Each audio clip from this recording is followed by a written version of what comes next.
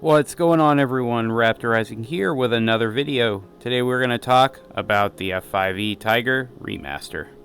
Let's get into it. Alright, so here we are in the remastered F-5E cockpit. You can see that the textures are very clean. Everything is very easy to read. Definitely a high definition remake for the cockpit. So that's looking pretty good. Take a look outside. Outside the jet, we have a brand new high definition 3D model with complete damage modeling. Basically, this thing's been brought into 2024 standards, the newest and greatest that EDD has for its modules.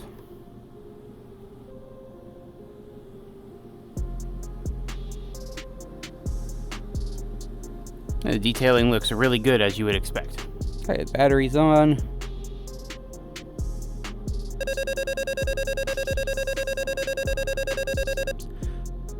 The gauge lights here still a little low res, hard to see for in my VR headset, but otherwise it's pretty good. We're here north of Iraq at Bashir Airport. It's a quaint little base. Pretty close to the border of Iran and pretty rudimentary, but still amazing detail. I think I said it before in my review of the Iraq map, but at launch start, I feel like the entirety of the country of Iraq is better modeled than what you would get in Afghanistan. And the northeast part of the map with the hills is phenomenal. It looks so good. But anyway, today's video is not about Iraq. Today's video is about the F-5E Tiger 2. So I kind of went over the highlights of what's great about the Tiger 2 for the remaster. So let's talk about the price. So for $10, you are getting a remastered cockpit and a new external model. That's pretty much it. If you had the pre-existing aircraft, it got updated with all the other features and bug fixes, which granted are great, but long overdue. And you got those anyway, regardless of whether or not you purchased this remaster, which frankly is a good business decision, because that would have been a really crappy move if they had done that. Put hide fixes behind a paywall. Now, from the perspective of this aircraft being a new purchase to you, it's a good deal. Right now it's on sale for, I believe, $42 in the USA, so that's pretty good. Can't speak to other regions, but that's what I saw when I looked it up right now. It's normally like $60, so that's a pretty good discount for something that is freshly released. So if you don't have the F5 Tiger, that would be a really good entry point for you, and I would recommend at that point go ahead and get it. But let's talk about if you're upgrading. It's $10. $10 is nothing these days, right? Well, let's look at historical precedent. Thank you, my friend, for hooking up the ground air. I appreciate you.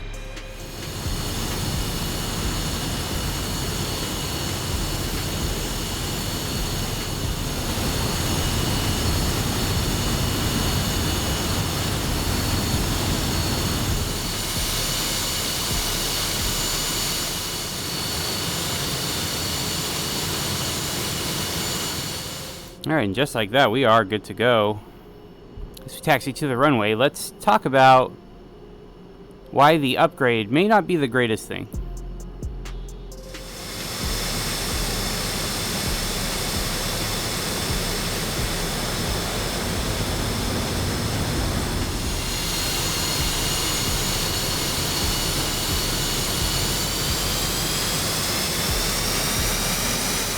So from a historical perspective, the F-5E Tiger 2 has been a long neglected module for sure.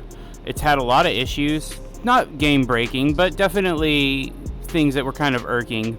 RWR, certain graphical glitches and things like that are now fixed, which is great.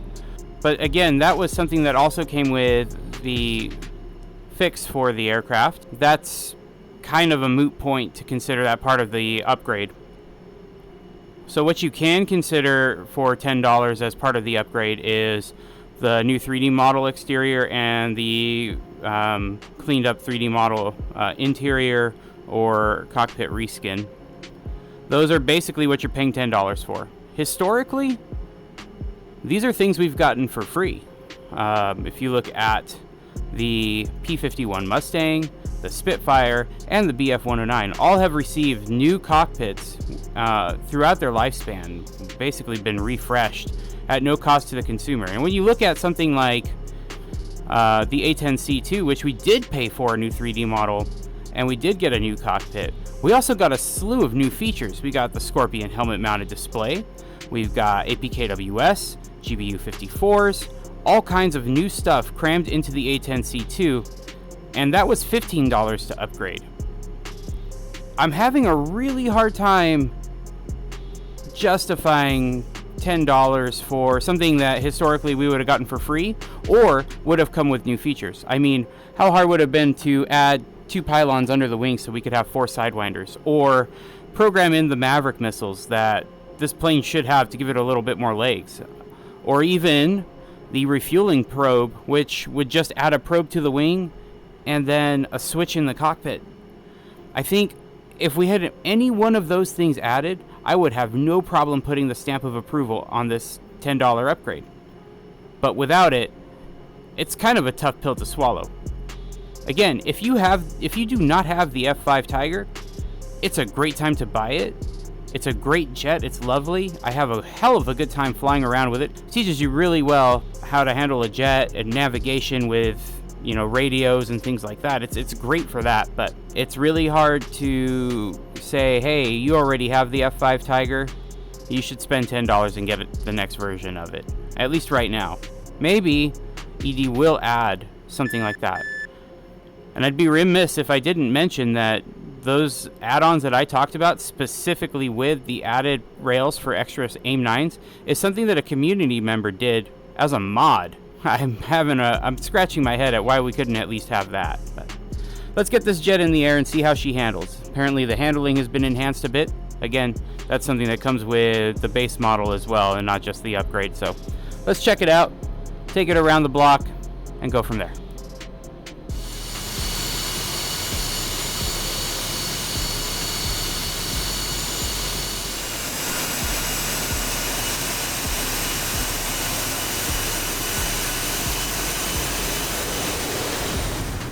Okay, got 130, 140, rotate,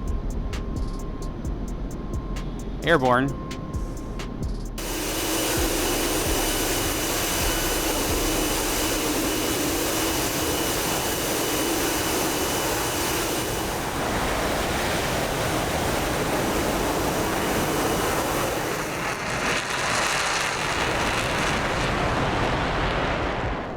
yeah, the F5 is still a very snappy aircraft. Let's go ahead and punch off this tank. She's not helping us. We got 350 indicated. Let's go ahead and pull some G. Let's see what this guy does.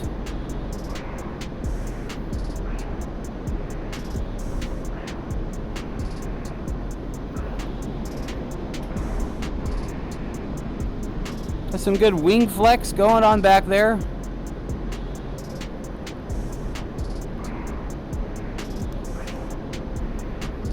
F5 obviously not the king of the sustained turn rate. It's pretty weak.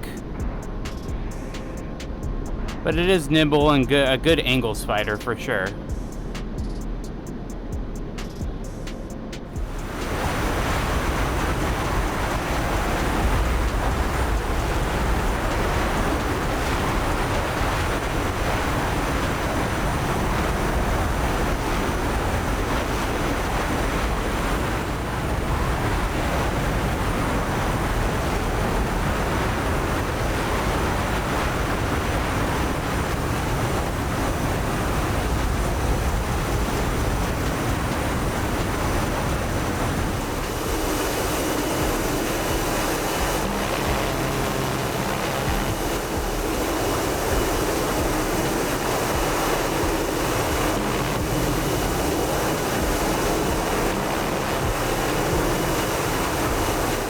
Okay, the gun does not get old, does it? just wanted to share my thoughts on the remaster. I want to emphasize again, I do not want to discredit ED's work here. It looks really good. I think it's a phenomenal module, and I love the F5. Again, it's a great starter jet. Really teaches you the foundations of flying. And if you don't have the module, now is a great time to snap it up. It really is.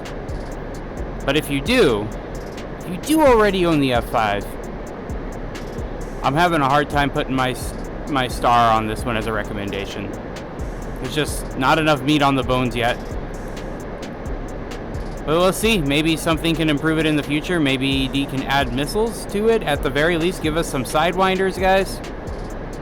And we'll go from there. I'm gonna get the jet back in the back into the ground pattern here.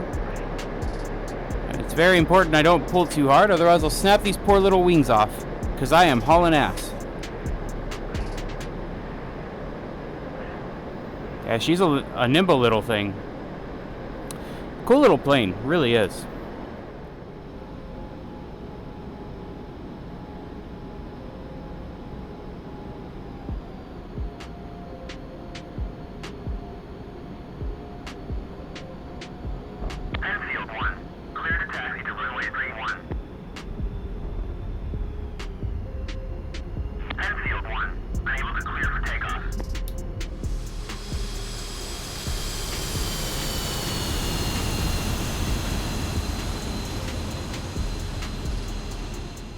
At the end of the day, if you wanted to get the F5 Tiger 2 remaster, hey, it's up to you guys. I'm not going to judge you.